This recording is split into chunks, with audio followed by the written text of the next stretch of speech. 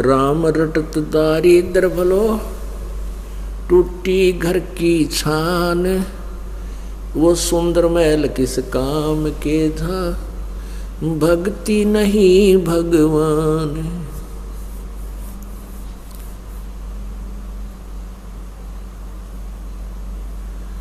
परमपिता परमात्मा आप ही स्वयं ही वो सतलोक से चलकर इस काल के लोक में आते हैं, अपनी प्यारी आत्माओं को अपने बारे में जानकारी देते हैं।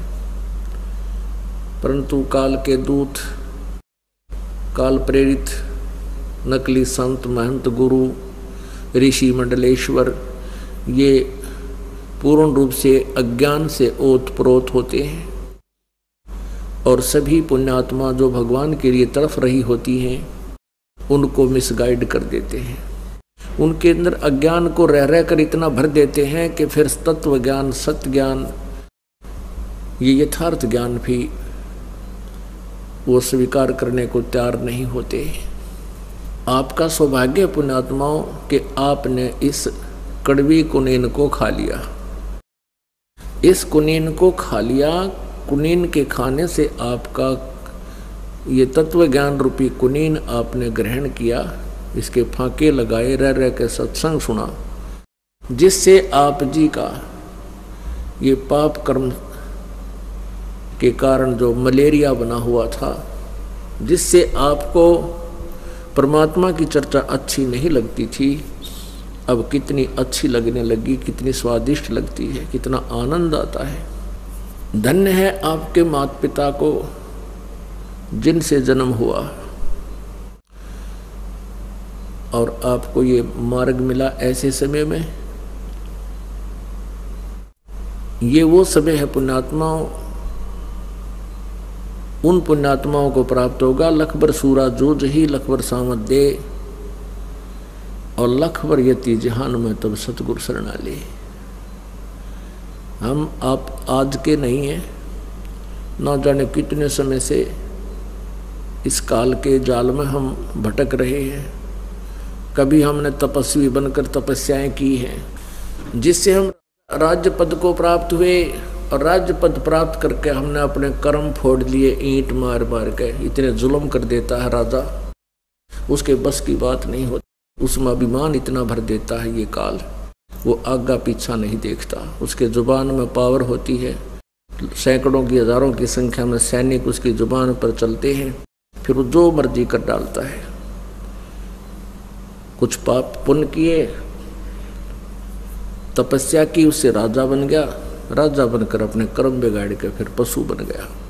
परमात्मा फिर दया करते हैं। परमेश्वर कबीर जी ने कैसा विधान बनाकर दे रखा है इस काल भगवान को कि प्रत्येक प्राणी को एक मानव शरीर अवश्य देना होगा, और वैसे इसकी मजबूरी भी बना दी परमात्मा ने कि ये काल की मजबूरी बन गई।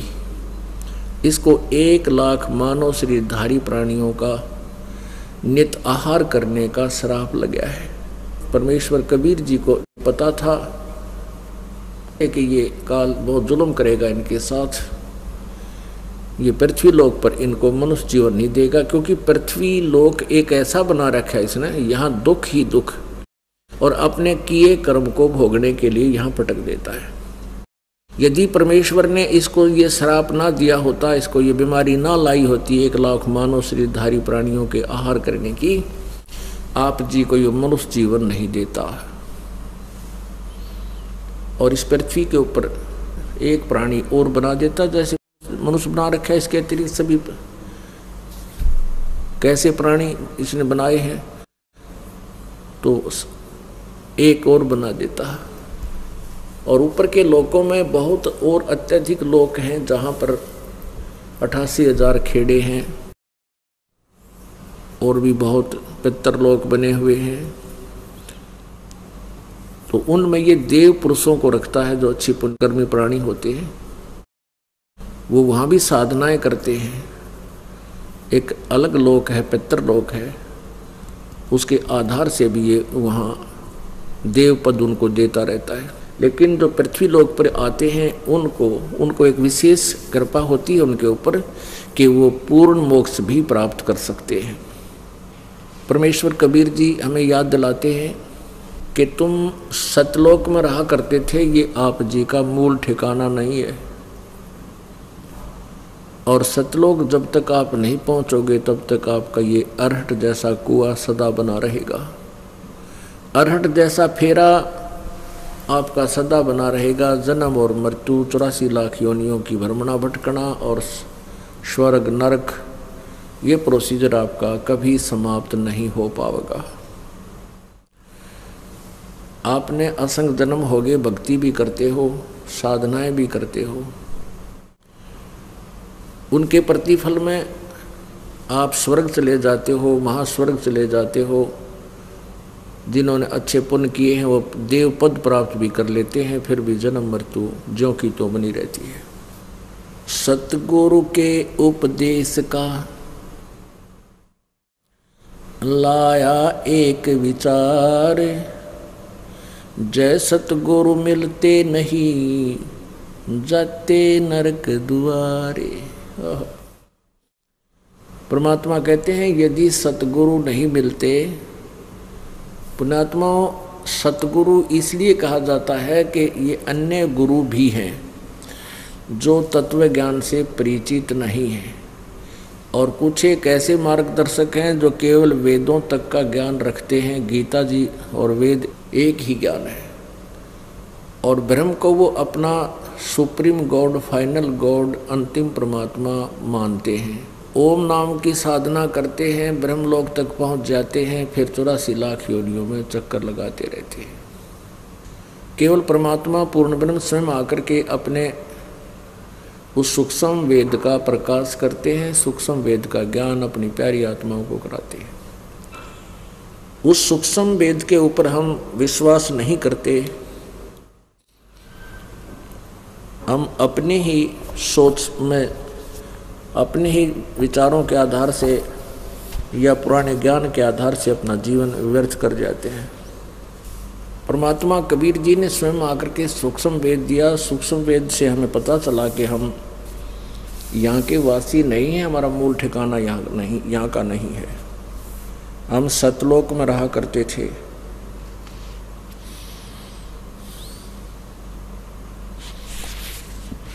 और हम अपनी नालायकी के कारण सतलोक को छोड़कर यहाँ इस काल के साथ आ गए।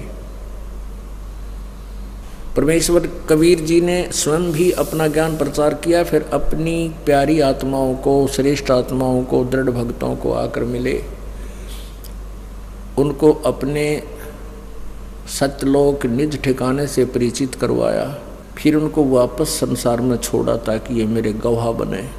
उनमें से एक गरीबदास साहिब जी, गांव छुडानी, जिला झज्जर से वो पुण्यात्मा, परमात्मा की प्यारी आत्मा, परमात्मा से परिचित हुए। उन्होंने अपनी अमृतवाणी में परमेश्वर की महिमा कलम तोड़ लिखी है।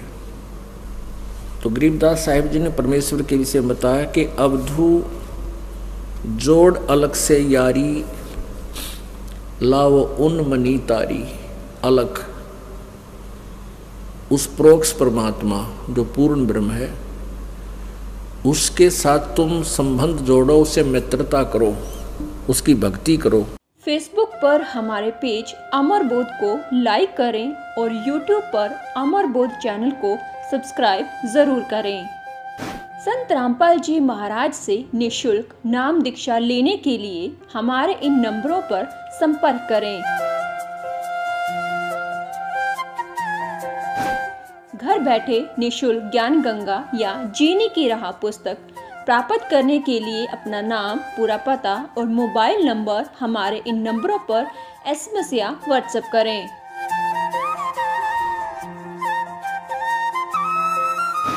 अधिक जानकारी के लिए हमारी वेबसाइट supremegod.org पर विजिट करें।